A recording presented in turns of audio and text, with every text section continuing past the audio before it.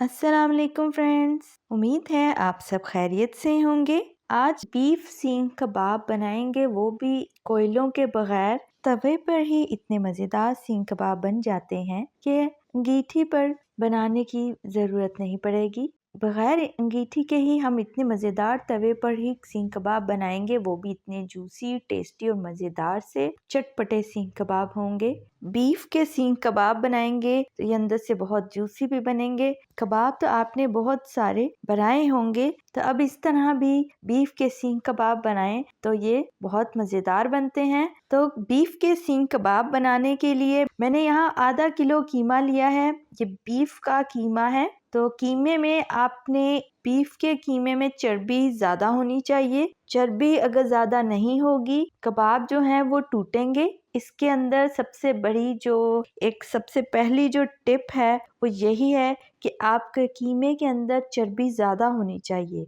तो अगर कीमे के अंदर चर्बी कम होगी तो कबाब टूटेंगे और उससे हमारे कबाब जो हैं वो सही तरीके से जुड़ेंगे नहीं। तो अब मैं यहाँ 1/4 टीस्पून पिपली है, ये पिपली का पाउडर डालूंगी। ये मैंने पीस कर पाउडर बना ली है। भुना कुटा जीरा है जिसको मैंने दरदरा सा पीस लिया है। 1 टीस्पून काली मिर्च का पाउडर, ये भी मैंने पीस कर पाउडर बना ली है। यहाँ पर काली मिर्च फ्रेश डालेंगे। लाल मिर्च का पाउडर 1 टीस्पून। धनिया पाउडर, ये भी मैंने पीस कर पाउडर बना लिया है। धनिया लेकर इसको पाउडर बनाया है। 1/2 टीस्पून कुटी हुई लाल मिर्च, 1/2 टीस्पून नमक। नमक आप अपने टेस्ट के मुताबिक कम या ज़्यादा कर सकते हैं। अब मसाले भी, क्योंकि हमने कीमा थोड़ा लिया है तो आधा किलो कीमा लिया है तो उसमें थोड़ा सा ही मसाले भी आपने ज़्यादा सारे नहीं डाल देने, थोड़े ही डालने हैं। तो कीमे को अब मिक्स करेंगे। तो कीमे को अच्छी तरह से अब मिक्स कर देते हैं ताकि जो मसाले हैं वो कीमे में अच्छी तरह से रच बस जाएं। पहले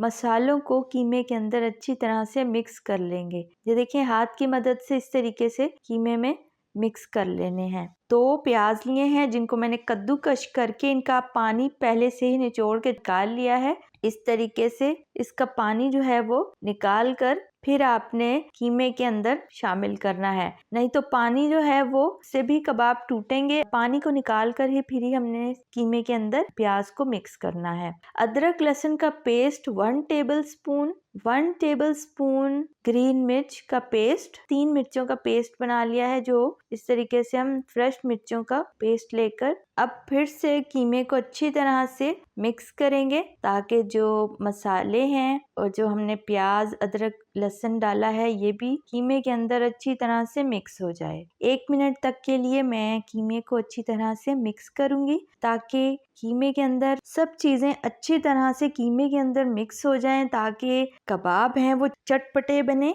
तो अब मैं इस तरीके से मिक्स करने के बाद 1/4 टीस्पून जितना, यानी 1 चुटकी जितनी टाटरी डालेंगे और 1/4 टीस्पून ही बेकिंग पाउडर, यानी कि 1 चुटकी जितना ही बेकिंग पाउडर डालना है। कीमे की क्वांटिटी के हिसाब से मैंने इसमें ये सिर्फ 1 चुटकी ही डालना है, तो ये भी ज़्यादा नहीं डालना। अब कीमे को अच्छी तरह से कर लेते हैं मिक्स। ये मैंने इसलिए डाला है बेकिंग पाउडर और बाकी जो कीमा है गल जाए। तो अगर आपने यहाँ पर टाटरी और बेकिंग पाउडर की जगह पर आपने इसको गलाने के लिए नींबू का इस्तेमाल भी कर सकते हैं। कीमा जो है वो सेट हो जाए तो मैं इसको ढककर 10 से 15 मिनट के लिए फ्रिज के अंदर रख दूंगी। तो 10 से 15 मिनट हो चुके हैं। तो अब ले आते हैं इस तरह की कुछ सुलाखें जिन पे हम लगाएंगे सींग कबाब। तो अब हाथों को कर लेते हैं थोड़ा सा इस तरीके से। मैंने एक बर्तन में पानी ले लिया है, इससे कर लेते हैं हाथों को गीला। कीमे का एक पेड़ा लेंगे, फिर इसको सुलाख के ऊपर इस तरह पहले इसका गोल करेंगे हाथों से ही प्रेस कर कर, फिर इसको सुलाख के ऊपर लगा लेंगे। फिर सुलाख के ऊपर लगाकर अच्छी तरीके से ये देखें इस तरीके से प्रेस करते जाएंगे। हाथों की मदद से ही बेहतरीन से कबाब बन जाते हैं। बाजार जैसे हमारे कबाबों का डिज़ाइन बनेगा। तो ये देखें, मैं इसको इस तरीके से बड़े बड़े कबाब, देखें साइज में आपने जितना चाहें इसको बड़ा कर सकते हैं। तो बहुत ही आसानी से ये कबाब जो हैं सुलाखों के ऊपर लग जाते हैं। सींखों के ऊपर हम इस तरीके से कबाबों को लगा देंगे। तो ये देखें एक कबाब को मैंने लगा दिया है इस तरीके से। मैंने ये देखें एक सुलाख पर एक बड़े साइज का कबाब तैयार कर लिया है। इसको अब कर देते हैं साइड पर। इसी तरीके से एक और सुलाख पर कबाब लगा लेते हैं। फिर से एक पेड़ा लेंगे कीमे का, फिर से सुलाख के ऊपर लगाएंगे इसको। इस तरीके से पहले हाथों में प्रेस करेंगे ताकि जो कबाब है वो सुलाख के ऊपर लग जाए। तो इस तरह से प्रेस करते जाएंगे। तो ये देखें एक और कबाब मैंने इसी तरीके से सींग के ऊपर लगा लिया है, कबाबों को तैयार कर लिया है। सारी सींखों के ऊपर मैंने कबाबों को लगा दिया है। अब बाकी के भी कबाबों को बिल्कुल इसी तरह से तैयार कर लेना है। तो अब ये देखें एक ले लिया है तवा। तवे को कर लेना है गरम। पहले आपने अच्छे तरीके से गरम जब हो जाएगा तब हमने इस पे सींखों को तवे के ऊपर रख देंगे इस तरीके से। तो दरमियान में जो तवा है वो कबाब जो हैं वो हमारे तवे के साथ नहीं लग रहे, बल्कि ये थोड़ा सा इसमें गैप होगा जिससे ये कबाब जो हैं वो नीचे चिपकेंगे नहीं। किसी चीज से इसे ऊंचा भी कर कर रखा जा सकता है। आसानी से मेरे जो कबाब हैं वो तवे के ऊपर आ गए हैं। तो अगर आपके कबाब तवे के साथ लग रहे हों तो फिर आप इसे किसी और बर्तन में या तवे के ऊपर एक सुलाख रखकर भी इसको ऊंचा कर सकते हैं। इसको सेक लेंगे। हर साइड से कबाबों को सेक लगा लेना है। हल्के हल्के से कुक हो जाएंगे। तो ये भी बहुत ज्यादा देर तक कुक नहीं करने।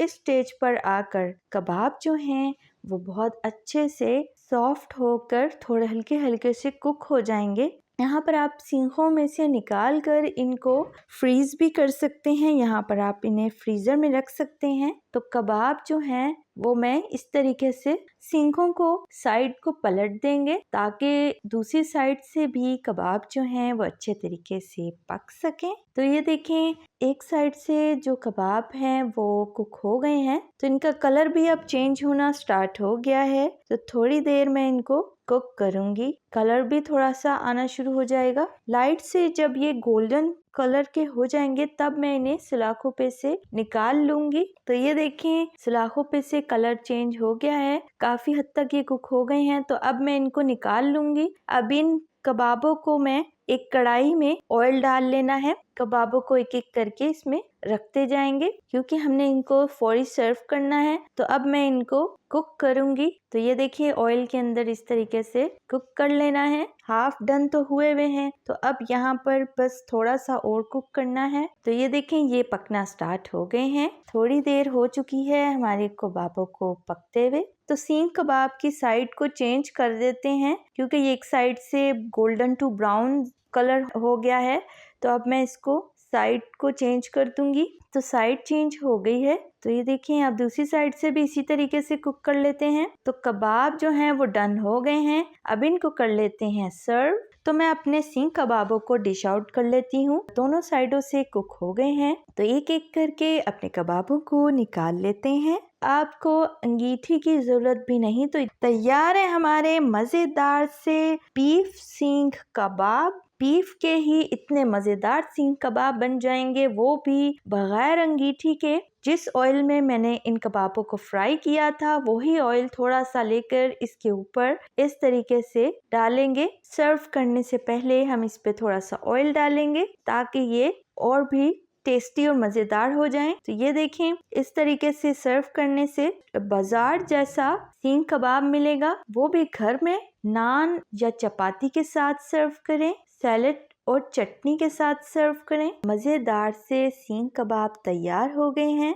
तो इन सींग कबाबों को आप बगैर अंगीठी के ही बना सकते हैं घर में। तो ये मिनटों में बन जाते हैं, इनको ज्यादा टाइम भी नहीं लगेगा। तो मैं आपको यहाँ पर बीफ के सींग कबाब चेक करा देती हूँ। ये देखें कितना सॉफ्ट, अंदर से कितना जूसी बना है, बहुत मजेदार और टेस्टी बने हैं। सींग कबाब बहुत टेस्टी, चटपटे और जूसी बने हैं। तो ग्रीन चटनी के साथ सर्व कर सकते हैं। तो गर्मी के मौसम में आप अंगीठी पे नहीं बनाना चाहते तो इस तरीके से आपका टाइम भी बचेगा और एक बीफ के सींग कबाब आप तवे के ऊपर ही बना सकते हैं, झटपट से बन भी जाएंगे। तो इस तरीके से आप बीफ के सींग कबाबों को बना सकते हैं। तो ये बहुत मजेदार भी बनते हैं, चाहे तो आप इसे कोयले की स्टीम भी दे दें। तो इस तरीके से बनाने के बाद आप इसको कोयले की स्टीम भी दे सकते हैं, तो ये और भी ज्यादा टेस्टी बन जाते हैं। आप भी इस रेसिपी को जरूर बनाइएगा। आप इन मजेदार से बीफ के सींग कबाबों को ईद पर भी बना सकते हैं।